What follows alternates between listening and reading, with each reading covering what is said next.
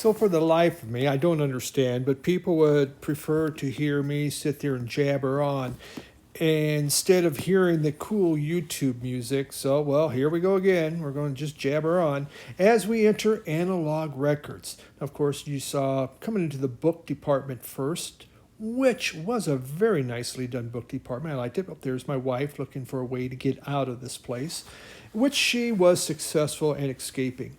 But they did take the music books, they did toss them into the music room, which made perfectly good sense. So you could, hopefully get an extra ad on sale. They had a variety of T-shirts with their analog logo on it, which was cool to see. Some record stores don't carry T-shirts. I mean, but this store was trying a lot of different things, and look at that, a coat with their symbol on there.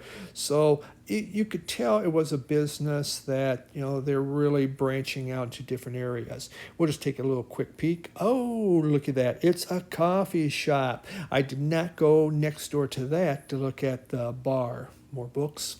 Very, very nice. It was spacious. It wasn't too crowded in there, and but looking on the wall, a lot of it was new, like Herb Alpert there, new. But that is a used Bitches Brew. I just don't need like a third one of those. And you had that Cars album. There was a Mo-Fi. Look at all the cassettes, CDs. So a good variety of that. Those were the used. The new ones were down on the other side. Of course, 50-cent boxes. So yeah, Jack. There you go, Vinyl Martini. Yeah, if you go to Pueblo, Colorado, you'll be in seventh heaven. Here, generally, again, I saw more new. There is some used. That was a used Alice Cooper. So they do have it mixed in there, some used and some new on the wall. But as I was looking, there was nothing that was just calling out my name and say, why don't you just drop a bunch of money? So as we jump in, $30 for that Burn and Bush. I remember I originally bought that in a bargain bin. I was surprised there was actually a couple of the same English Beat albums. I don't always see the English Beat. The Litter, I have bought their first couple albums, but I did not have that one. But I felt I didn't need that one, so we just kept moving on, seeing what else was. As you can see, it's a mixture of new and used. Don't have everything but the girl. That was a little tempting, but again, I guess I just decided I didn't need it. Man, I don't even sound like a record collector anymore. I'm just going to bypass stuff because I don't think I need it. Is that old age? Oh, look at that one. Kangaroos. There we go for all those down under. Live from Tasmania, I guess. Who doesn't love a kangaroo? Yeah, live from Tasmania. All right. Obviously, I held that for Ben Rinkins. And I have no idea what the group was. I do know Fairport Convention. So, Marianne Faithfull. Look at all the Marianne Faithfull they had. Her voice, well, the older she got, the harder it was to understand and wasn't nearly as good. So, Father John Misty just never really could get into his music. No idea who those are. No idea who that is. Well, but that happens a lot. And I could decide, hey, do I want to do some blind buying with some of this? First Aid Kit, that one's really good. I have all of their albums. But I really wasn't even in the mood to kind of blind buy for Firefall. Oh, yay. So it was just, I just hoping that something would jump up at me and just, I have to grab, like maybe a Fleetwood Mac album. But no, I even passed up on all the Fleetwood Mac. I'm just going to wait for them to make analog productions of each one. I'll buy those. That one had my interest. Flush for Lulu. I had just shown one of their records, a EP I had, but again I moved on. Foals, I had no idea who they were, but they had a nice little section of Foals. Foghat, I think I have one of their albums. Ben Folds, that's a good one. That one's not so good. So, and everyone keeps talking about that Romance album, but as I was looking through these, some of the used was used pretty good. And But there was such a good selection of both new and used, which is nice to see in a record store when you have that. And especially there's three different stores in town. So Niels Fromm, Niels Fromm, I do like his music. I hadn't seen that he'd put a new album out, so that was a consideration. But I decided I wasn't going to spend money. So, man, my wife was so proud of me. I think she thought I was sick. Those Fresh Air albums, I remember when those first came out in the 80s. They were the most expensive albums. You could buy a regular album like for $6.99. You wanted one of those Fresh Air, they're like $8.99, $9.99. Crazy how much they were. And now they're in the bargain bin. So I guess that didn't time didn't help the value of those records. So, which does help, does happen. So, kind of moving on, just seeing we got more T-shirts. They did have an awful lot of T-shirts, but that sells.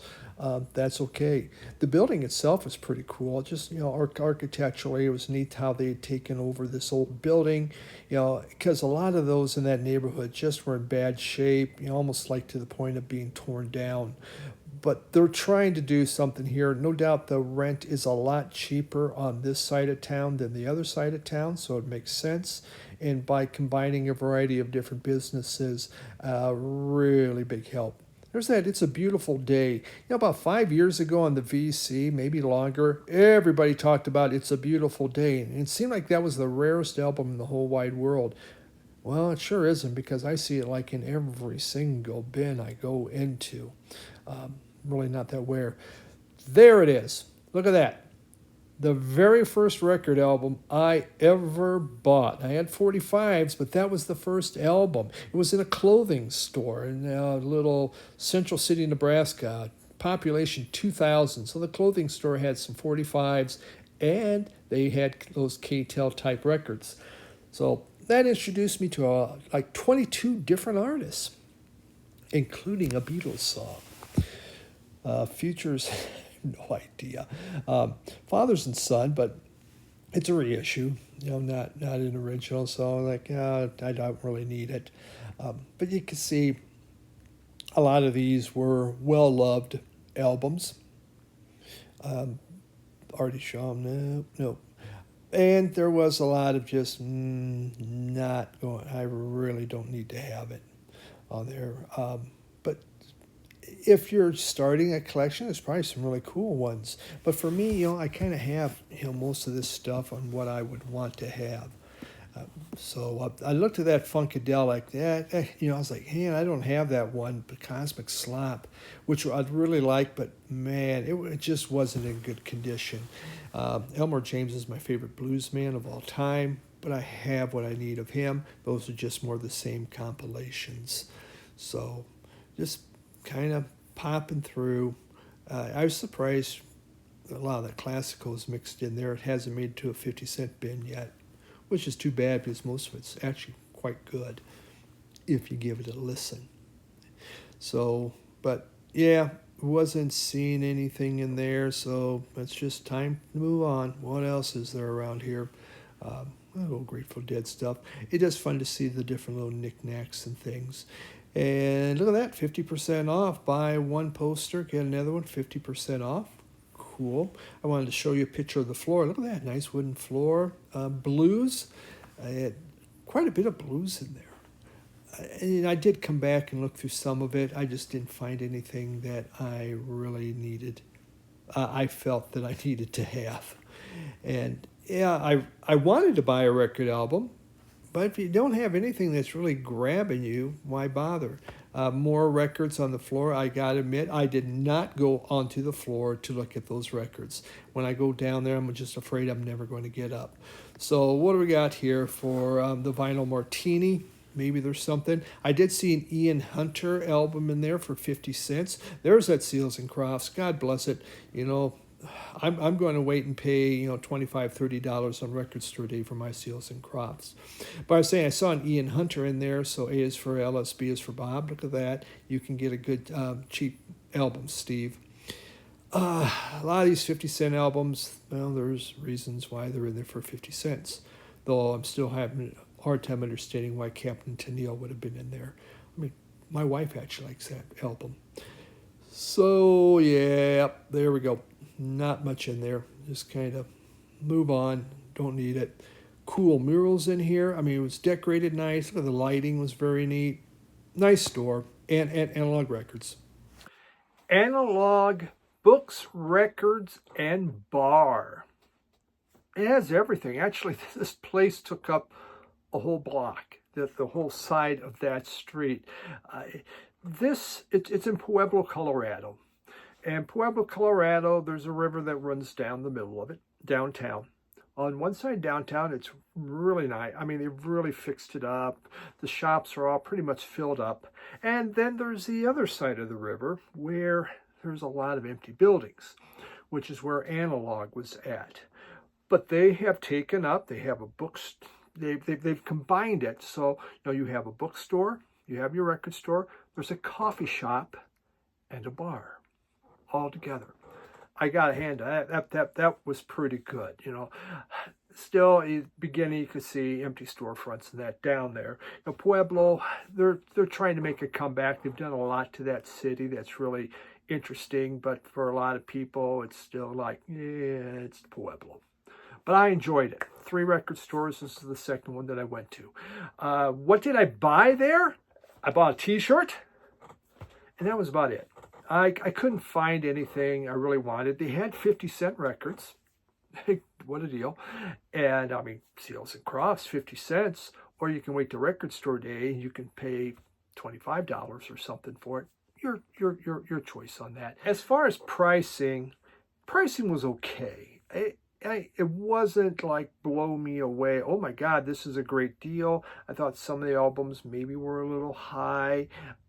But overall, it was all right on what I was looking at. They had 50-cent bins. You don't normally see 50 cents. You see $1, but 50 cents. So that was interesting when it came to pricing. But yeah, it was okay. I can't say I saw anything and go, wow, you guys are nuts, which is always. And the used was used. There was a lot of well-loved records. Wasn't anything that was like, oh, wow, I haven't seen that, or gotta have that. I just wasn't finding anything that really kind of grabbed me to say, hey, you need to have this in your collection. And I was traveling with my wife, and she tends to get a little restless in record stores, bookstores, basically anything I like. There was no clothing stores around there, so what was I going to do to keep her busy? So, no, I didn't find anything in there, but they did have a nice selection of used and new music. So it was a good mix of both. Well worth looking into. I think of the Pueblo record stores. They had the most records. I have one more to show you in a antique mall, but it's a very good record store in there. They had a lot of, well, they actually has a lot of really neat stuff too, but no t-shirts. So, Pueblo, Colorado, and just my look around that city. And here was another record store. So if you're there in Pueblo, go and check out. It's on the other side of the river. Analogue, Books, Records, and Bar.